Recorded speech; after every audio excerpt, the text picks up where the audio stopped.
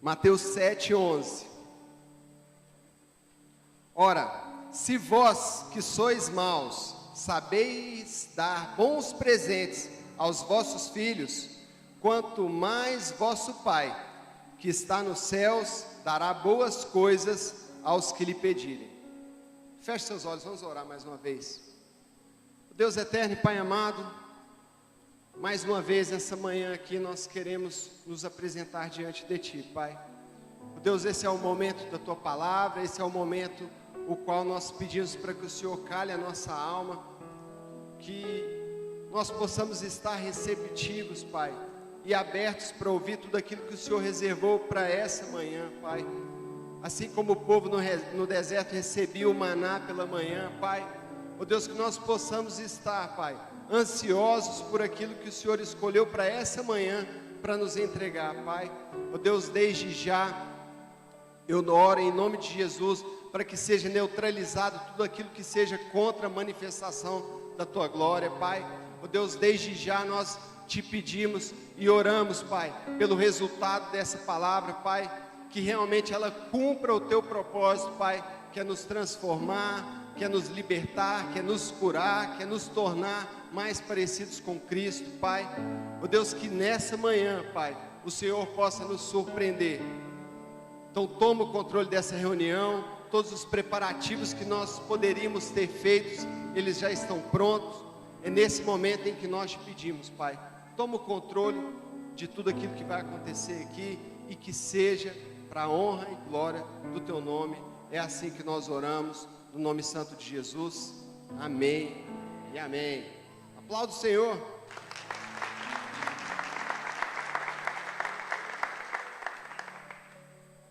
Mateus 7:11 diz: ora, se vós que sois maus, sabeis dar bons presentes aos vossos filhos, quanto mais vosso Pai, que está nos céus, dará boas coisas aos que lhe pedirem. Antes de começar a palavra, eu queria fazer uma pesquisa aqui, não vou dizer uma pesquisa de mercado, né? Uma pesquisa aqui local, e por favor, não me deixa no vácuo, tá? Me ajuda aí e participa. Vamos lá. Tem alguém aqui hoje, que está aqui, ou de repente online, você que está online aí, participa na sua casa também, tá? Eu queria saber se tem alguém aqui hoje que nunca recebeu na vida uma festa surpresa de presente. Ninguém? Todo mundo aqui já ganhou uma festa surpresa? Opa! Tá, eu tenho que confessar, isso não tinha nada a ver com a pesquisa, eu só quis fazer isso por curiosidade mesmo, e para te dar a oportunidade de vocês receberem uma festa surpresa, né? Me ajuda aí, pessoal. Então, agora, vamos na pesquisa mesmo, tá? Então, eu preciso que vocês participem, senão vai ser uma grande perda de tempo isso tudo aqui. Tem alguém aqui que não gosta de receber presente? Alguém? Não tem problema, se alguém não gosta, então todo mundo que está aqui gosta de ganhar presente. Beleza. Mais uma pergunta, e última da pesquisa. Tem alguém aqui nessa casa, ou em casa, que não recebeu nenhum presentinho esse ano? Se você está aqui, ou assistindo esse culto, e você não ganhou nenhum presente esse ano, eu queria que você levantasse sua mão. Não tem resposta errada não, não é pegadinha não, é pesquisa mesmo. Bem, eu não estou vendo nenhuma mão levantada. Ó, parece que tem um ali, mas está difícil de acreditar que ele não tenha ganhado nenhum presente esse ano. Bem, eu sei que tem pessoas que são mais tímidas, então se você percebeu alguém do seu lado levantando a mão bem discretamente, eu queria pedir ajuda aí aos familiares, aos parentes, maridos, esposas. Vamos resolver essa situação aí, tá? Fica a dica. Bem, pesquisa concluída, vamos ao que interessa. Então, finalmente, pessoal, nós chegamos no final do ano. Nós chegamos nessa época tão conhecida e que é tão comum a gente dar e receber presentes. Independente se você gosta de dar e receber, ou se você não gosta, ou se às vezes você é obrigado a presentear contra a sua vontade, independente de você concordar com isso ou não, isso acontece no final do ano. Então, nessa época, é uma época que é marcada por essa troca de presentes. E é óbvio que a gente sabe que existe um grande interesse comercial por trás disso. A gente é doutrinado, a nossa cultura é incentivada a gastar no final do ano, a comprar presentes. Por mais louco que isso pareça ser, existem pessoas que se endividam no final do ano para dar presente. Elas esquecem que lá no início do ano tem o IPVA, tem o IPTU, tem material escolar. Tem pessoas que gastam todo o seu 13º comprando presentes. E independente de tudo aquilo que está por trás desse incentivo para a gente presentear no final do ano, a gente não vai entrar nesse mérito, eu não quero entrar em juízo de valor a respeito disso. O que eu quero te dizer nessa manhã é que presentear é algo muito antigo.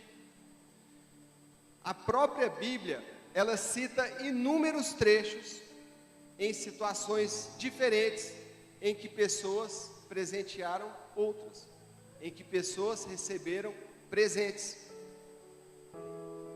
E eu vou citar alguma delas aqui. Gênesis 24, para aqueles que conhecem a história de Abraão, e para aqueles que não conhecem, infelizmente, a igreja é um lugar que você sempre vai ter spoiler a respeito da história bíblica, tá? Então não tem como eu não deixar de citar. Mas aqueles que conhecem a história de Abraão, sabem que ele viveu durante muito tempo esperando uma promessa. E o filho dele era a promessa, para que ele pudesse viver a promessa. Então, para a gente correr aqui, que o tempo passa rápido, em Gênesis 24 a gente vê Abraão no momento da sua vida em que ele já tinha o seu filho Isaque. Ele já tinha recebido parte da promessa, mas ele já estava avançado em dias, inclusive ele já era viúvo de Sara. E ele tinha um pequenininho problema, porque para ele ser pai de multidões, não bastava só ele ter um filho, o filho dele precisava ter filhos também. E o filho dele ainda não era casado, o filho dele não tinha uma esposa. E ele morava na terra dos cananeus, ele morava numa terra onde o povo era pagão. O povo tinha práticas que eram abomináveis ao Senhor. Isso preocupava ele um pouco, porque ele queria que o filho dele tivesse uma esposa que seguisse os princípios dele. E nada melhor do que buscar essa esposa na terra de onde ele veio, da sua parentela. Então ele chama um servo de confiança, óbvio, né? Explica toda aquela situação para ele e fala assim: olha, cara, você vai ter que ir lá na minha terra natal e conseguir uma esposa para o meu filho. E eu preciso que você jure que você vai se empenhar ao máximo para fazer isso.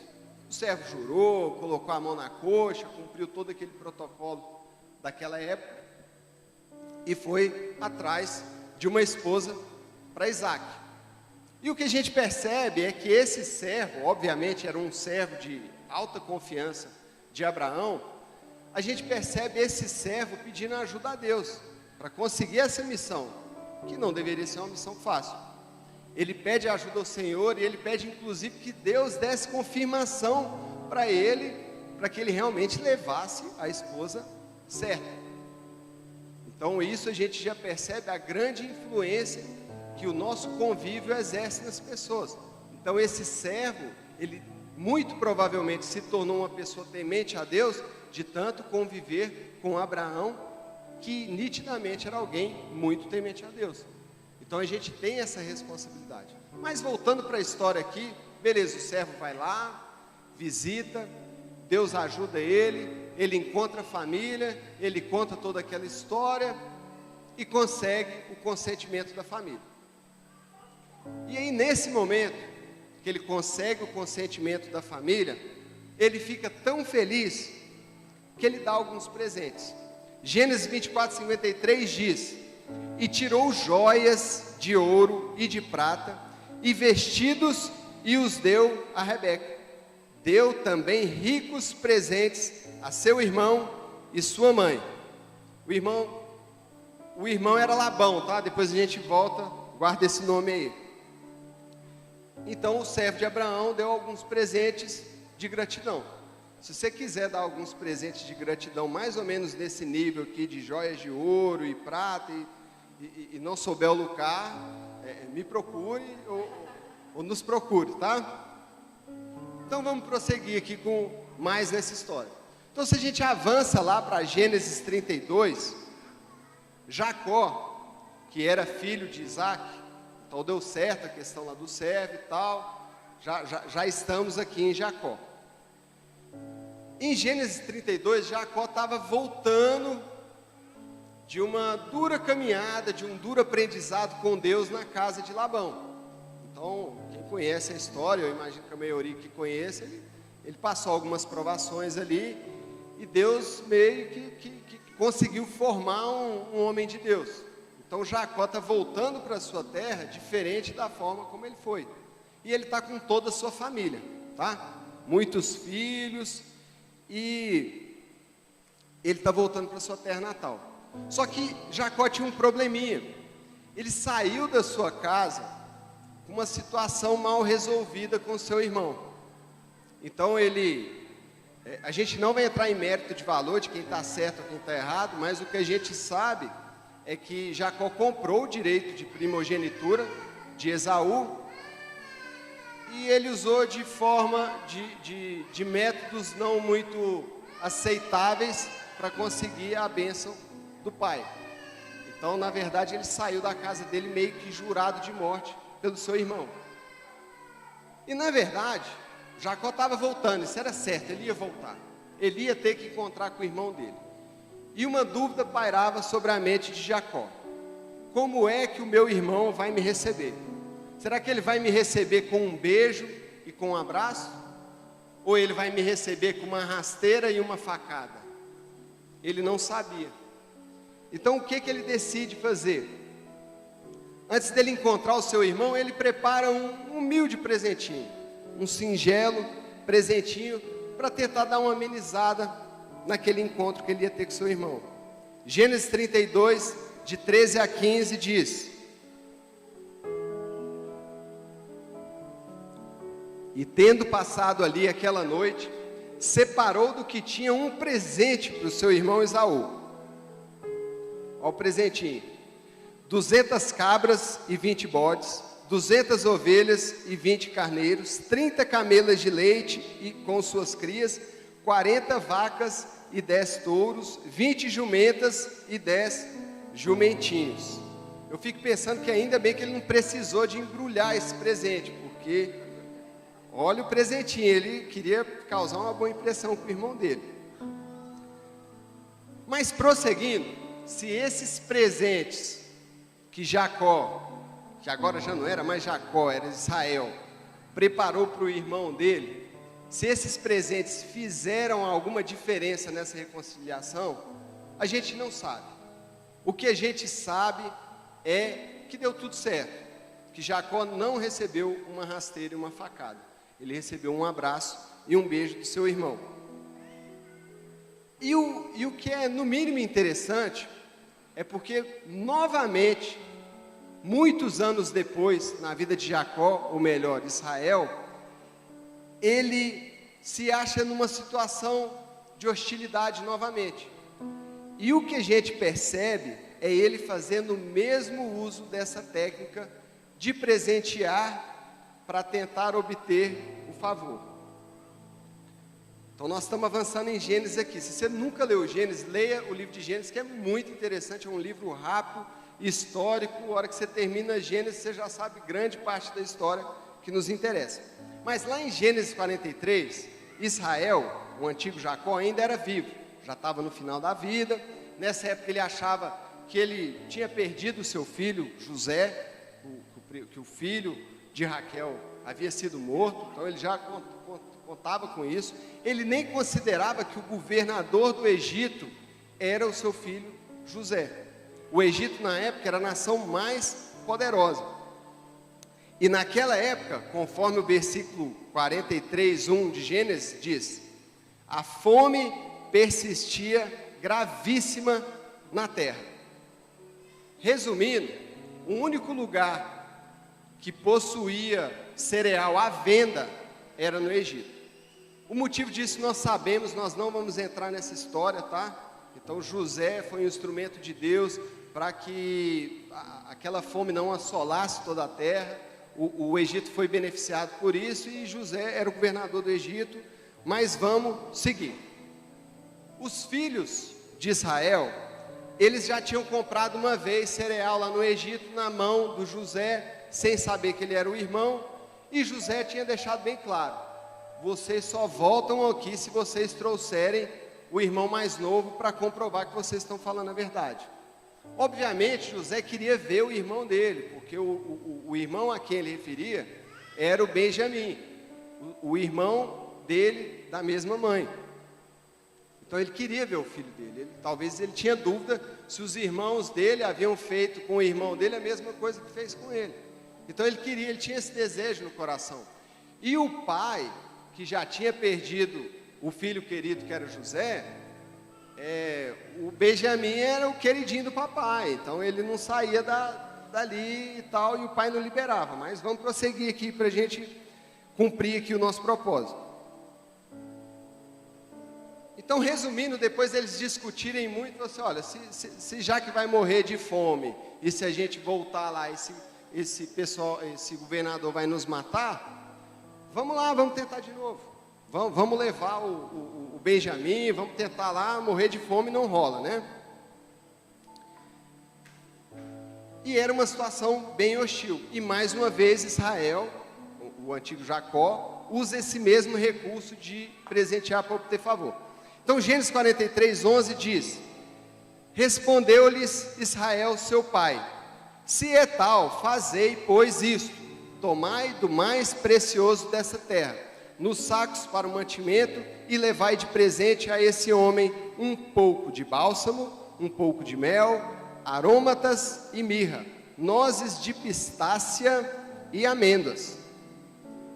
Perceba que Israel queria agradar tanto aquele homem que ele montou um combo de especiarias. Ele não queria correr nenhum risco de que o presente dele não fosse agradável àquele homem. A mesma pegada lá daquele rebanho gigante que ele mandou para o irmão dele. Ele não sabia qual animal que Esaú gostava, ele falou assim, deixa eu já mandar todos os que eu tenho disponíveis aqui, alguma coisa ele vai gostar. Inclusive, no meio disso tudo, ele mandou mel, né? Quem que não gosta de mel? Mel puro. Acho que praticamente todo mundo gosta de mel. Eu imagino que o mel naquela época deveria ser mais ou menos como o leite condensado é para nós hoje. Tá? Quando eu entrei nessa igreja, eu ouvi de alguém daqui, não vou citar quem foi, que leite condensado fica bom até com cascalho. E eu concordo com isso. Eu nunca provei, mas me parece que o negócio fica bom. E eu poderia ficar aqui a manhã toda, citando várias situações onde presentes foram entregues com diferentes propósitos. Até o nosso Senhor Jesus Cristo recebeu presentes na passagem dele como homem nessa terra. Eu vou citar só dois de Jesus Cristo. Um deles foi logo após o seu nascimento, Mateus 2:11. Entrando na casa, viram um menino com Maria, sua mãe. Prostrando-se, o adoraram e, abrindo seus tesouros, entregaram-lhe suas ofertas, ouro, incenso e mirra. E por mais que exista um grande significado nesses três elementos que foram dados ao nosso Senhor Jesus Cristo, eu não vou entrar nisso. Um ponto importante dessa passagem é que logo depois da entrega desses presentes, um anjo apareceu a José, dizendo que eles deveriam fugir para o Egito. José, pai de Jesus, tá? Não vamos confundir não. Então o anjo apareceu a José e falou assim, olha, vai para o Egito, porque a chapa aqui vai esquentar. E com certeza esses presentes, que eram coisas valiosas, eles chegaram na hora certa, tá? Essa é a minha interpretação, a Bíblia não fala o que eles fizeram com esses presentes. Eu não sei se José era um cara abastado, mas se ele precisou fugir e um dia antes ele ganhou ouro, incenso e mirra, que eram coisas preciosas na época, ele estava bem tranquilo aí para poder fugir numa boa. Outro momento que Jesus recebe um presente é antes da sua crucificação, lá em Marcos 14:3. Estando ele em Betânia, reclinado à mesa em casa de Simão, o leproso, veio uma mulher trazendo um vaso de alabastro com preciosíssimo perfume de nardo puro, e quebrando o alabastro, derramou o bálsamo sobre a cabeça de Jesus. Essa mulher, mesmo sem saber, ao presentear Jesus, ela estava o ungindo antes da crucificação dele. E talvez nesse momento você já esteja se perguntando: tá bom, Guilherme, mas e aí, onde que você quer chegar com isso? Você citou várias histórias legais aí que eu conheço, bem interessante, mas e aí, e a palavra? 11 pedradas já. Então, primeiro ponto: presentear é algo de Deus, amém? Estar presente é de Deus, hein? Vai nessa. Obviamente, quando o propósito é correto, quando o propósito é adequado. Até porque você presentear com intenções de subornar, corromper, torcer a justiça, são práticas abomináveis ao nosso Senhor. Aqueles que trabalham em área comercial, assim como eu, sabem que ainda existem pessoas por aí que aceitam presentes para favorecer ou desfavorecer uma determinada empresa numa concorrência comercial. E eu não posso deixar de te dizer que é óbvio que esse tipo de situação é inaceitável para um cristão. Nós, como cristãos, como seguidores de Cristo, a gente não é conivente com esse tipo de situação. A gente não participa disso, a gente não faz parte disso. A gente sai fora. Se a gente está em alguma coisa que está rolando esse tipo de coisa, a gente sai fora. A gente ora a Deus, a gente pede para Deus mudar o nosso emprego, para nos mandar em outro lugar, e eu não vejo uma oração tão nobre quanto essa para ser respondida, tá? Então a nossa posição como cristão é essa, a gente não concorda com isso. Inclusive muitas empresas hoje em dia adotam códigos de conduta, de relação com fornecedores para evitar esse tipo de situação, mas está lá no papel. Se a pessoa vai seguir ou não é outra história, mas a gente não participa disso, tá? Não tem argumento contra isso. Não adianta você vir me falar: Guilherme, mas isso aqui. A gente não participa disso, tá, pessoal? A gente está em Brasília, a gente tem que dar um exemplo, capital do nosso país. E o importante, antes de presentear, é a gente entender melhor quais são os pensamentos que nos motivam a presentear. E é exatamente isso que importa quando nós formos presentear. Quais são os pensamentos que te motivam a dar um presente? Paulo nos ensina um pouco a respeito de quais devem ser os pensamentos que devem estar na nossa mente. Na carta aos Filipenses, lá em Filipenses 4:8, ele diz: finalmente, irmãos, tudo que é verdadeiro, tudo que é verdadeiro, tudo que é respeitável, tudo que é justo, tudo que é puro, tudo que é amável, tudo que é de boa fama, se alguma virtude há e se algum louvor existe, seja isso que ocupe o vosso pensamento. Se a sua motivação em presentear, ela envolve verdade, respeito, justiça, pureza, amor, boa fama, virtude e louvor, não hesite, presenteie, vai na fé, amém? Segundo ponto, e mais importante, e de repente talvez mais interessante a respeito dessa palavra. Nós, brasileiros, nós temos um privilégio em relação a essa palavra presente que outras nações não têm, tá? Então, se tiver alguém, algum teólogo aqui, algum entendido de exegese, de semântica, de letras, eu já vou pedindo desculpa pelo arranjo que eu vou fazer aqui, mas na nossa língua portuguesa Essa parte está correta, tá? A palavra presente, ela tem pelo menos 3 significados para nós, brasileiros, na língua portuguesa. Quando você vai para outras línguas, as palavras são diferentes para esses significados diferentes. Mas para nós, brasileiros, aqui Brasília, 12/12, nós temos 3 significados para a palavra presente. Então bora lá.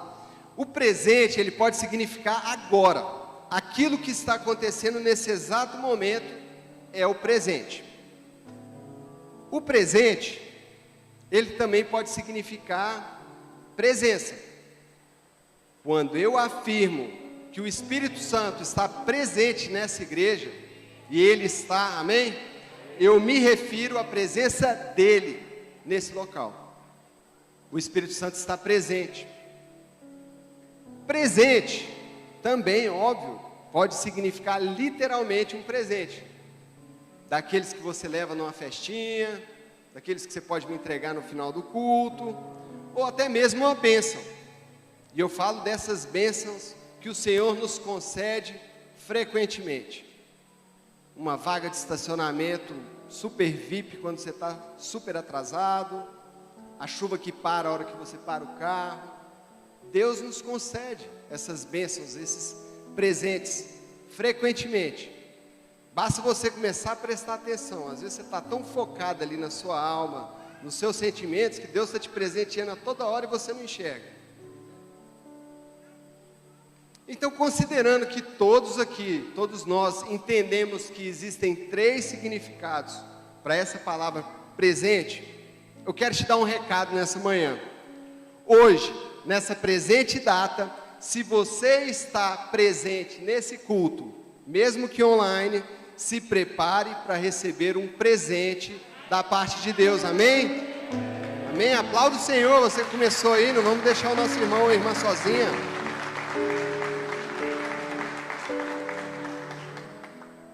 Então, antes da gente dar início aqui à nossa porta da esperança, quem aqui sabe o que é a porta da esperança? O Silvio Santos aqui.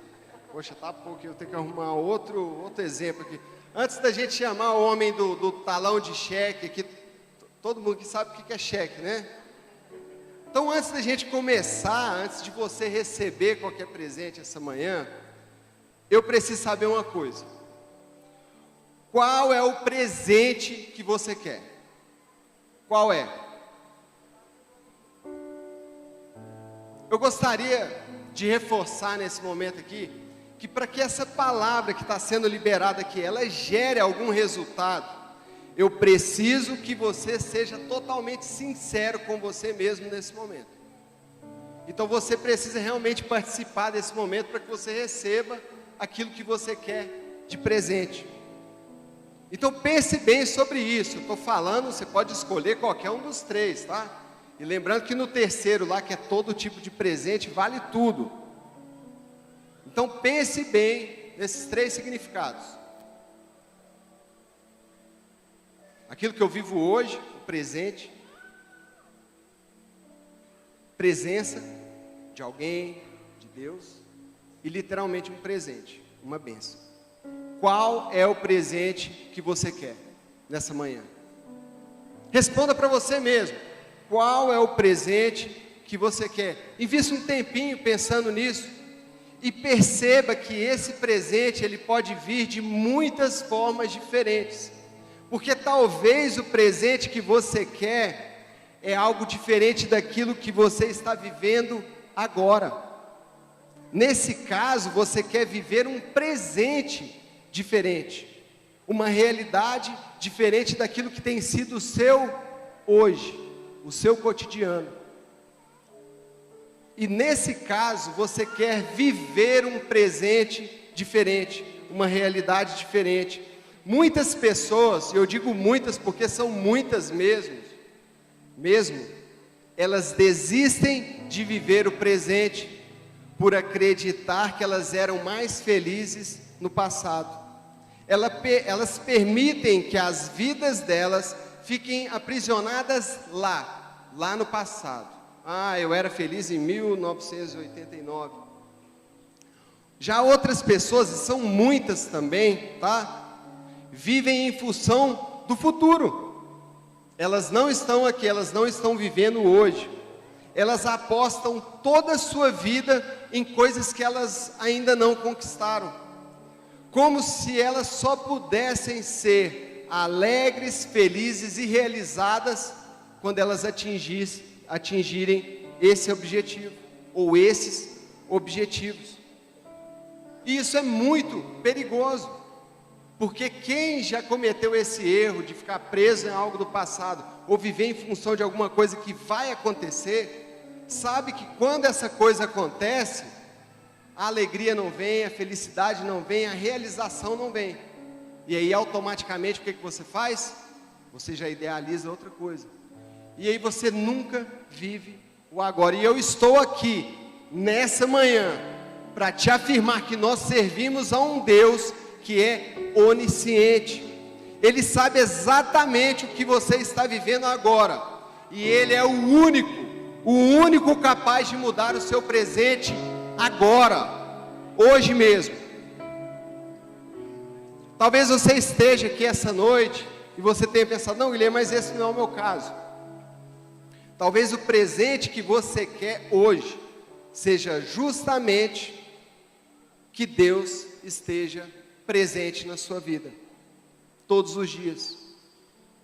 A presença de Deus é o que você quer. E se você tem se sentido sozinho, abandonado, ou não merecedor da presença dEle, eu estou aqui nessa manhã para te garantir, na autoridade de Jesus Cristo, que nós servimos a um Deus que é onipresente. Ele é capaz de te visitar agora. Ele é capaz e Ele quer te abraçar agora, nesse instante, no momento presente. Talvez o presente que você quer ganhar nessa manhã seja algo que pareça impossível de se realizar, de se concretizar, de chegar ou de acontecer. Talvez o presente que você quer seja exatamente nas suas finanças. Talvez o presente que você quer dependa de uma decisão judicial. Talvez o presente que você quer esteja relacionado a algum diagnóstico médico que você recebeu recentemente. E eu estou aqui nessa manhã, mais uma vez, para te lembrar que existe um Deus, o mesmo Deus que está aqui nesse presente, o mesmo Deus que está presente neste lugar. Eu estou aqui para te dizer que no dicionário desse Deus não existe a palavra impossível, não existe a palavra impossibilidade.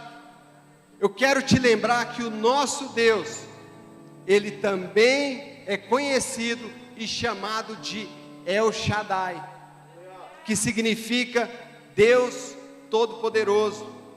Ele tem todo o poder, Ele pode todas as coisas. O próprio Jesus fez questão de deixar claro em Marcos 10, 27, que, porque para Deus tudo é possível. Entenda que independente do presente que você quer hoje,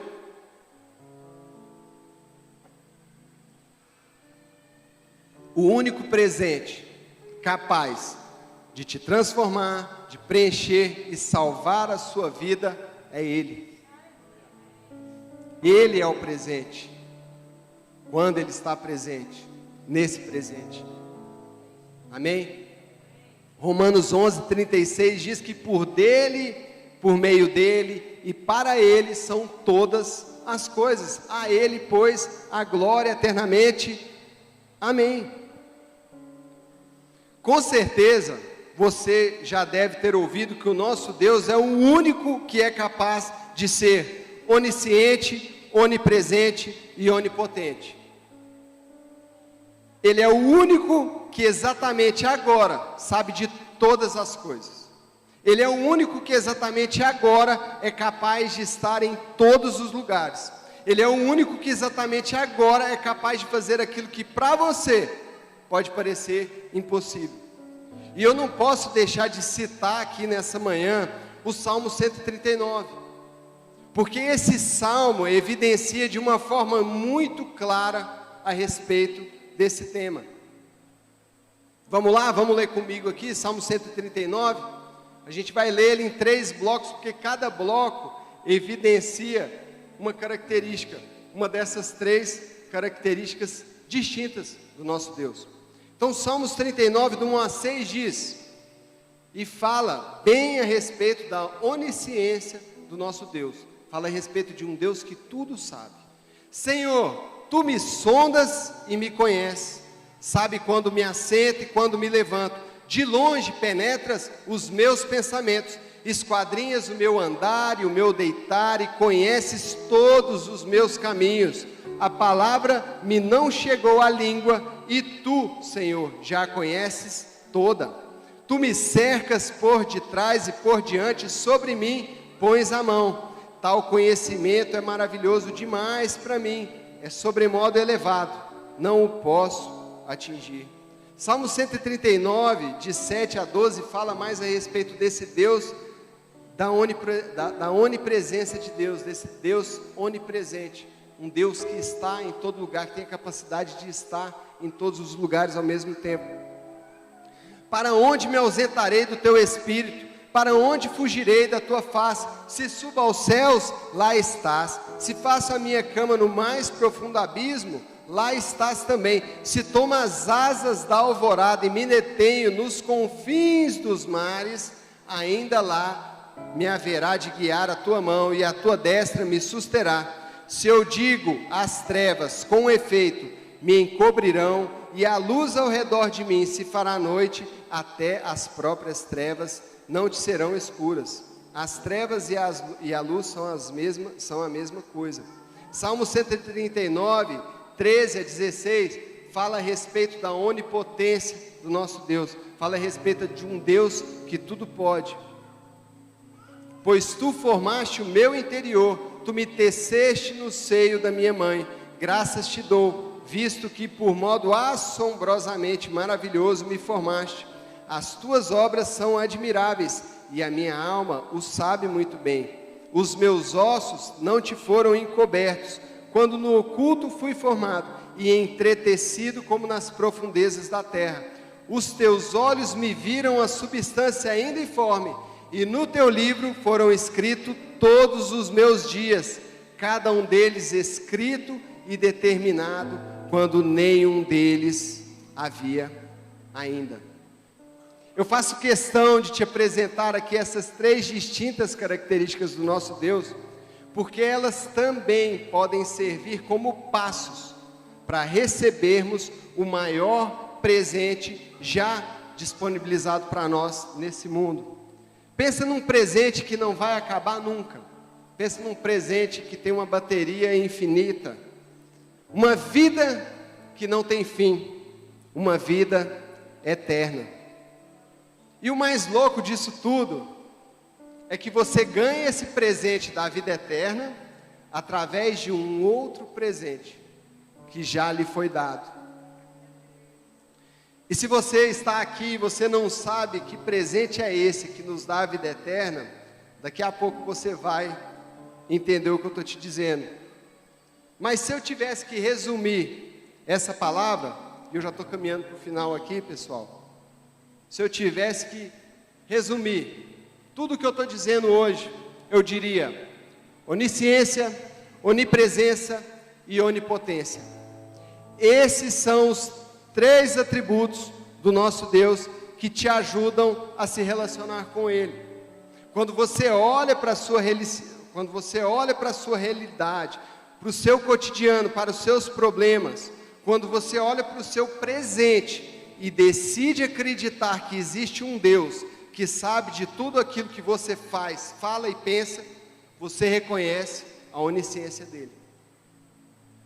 Quando você toma essa decisão de crer nesse Deus onisciente, automaticamente você passa a caminhar com Ele 24 horas por dia. Você passa a conviver com a onipresença do nosso Deus. E quando você acredita e anda com Deus, você passa a testemunhar o poder dele sendo manifesto e você passa a ter acesso à onipotência do nosso Deus. Você consegue me responder ou lembrar aqui quem foram aqueles que mais viram os milagres que Jesus fez? Foram aqueles que, além de crerem que Ele é o Filho de Deus, também buscavam a presença deles. Aqueles que reconheciam Jesus como Filho de Deus, e aqueles que estavam lá seguindo, observando tudo o que Ele fazia, ou seja, estavam na presença do Senhor. Esses foram aqueles que viram muitos milagres, muitas maravilhas, muitas coisas que a ciência não consegue explicar e que de fato aconteceram. Nós vamos ter um momento de louvor aqui, nesse momento, pode subir o pessoal. E eu queria que você, o meu desejo é que você aproveite esse momento, durante o louvor, a hora que ninguém estiver escutando a sua voz, para reconhecer com os seus lábios todos esses atributos do nosso Deus, reconhecendo que Ele é o único que sabe de tudo, reconhecendo que Ele é o único que está em todo lugar, reconhecendo que Ele é o único que tem todo o poder. Amém? Que Deus possa falar no seu coração enquanto o Ministério de Louvor estiver ministrando aqui. Então não perca essa oportunidade de receber aquilo que você quer hoje. O presente que você quer hoje, ele está aqui, tá? Ele está aqui, basta você pegar ele. Eu estou falando de forma profética sobre a sua vida. O culto é uma experiência real com a manifestação da glória de Deus. Aqui nós louvamos, aqui nós falamos a respeito da palavra do Senhor. Eu não sei se você sabe, mas aqui nós estamos numa atmosfera propícia à operação de milagres. Então não intimide a sua fé nesse momento. Quando o louvor estiver ministrando aqui, eu quero que você levante, eu quero que você reconheça com os seus lábios, fale para o Senhor qual é o presente que você quer nessa manhã. Se é uma mudança de realidade, se é a presença do Senhor na sua vida, ou se é de uma bênção que você precisa desesperadamente.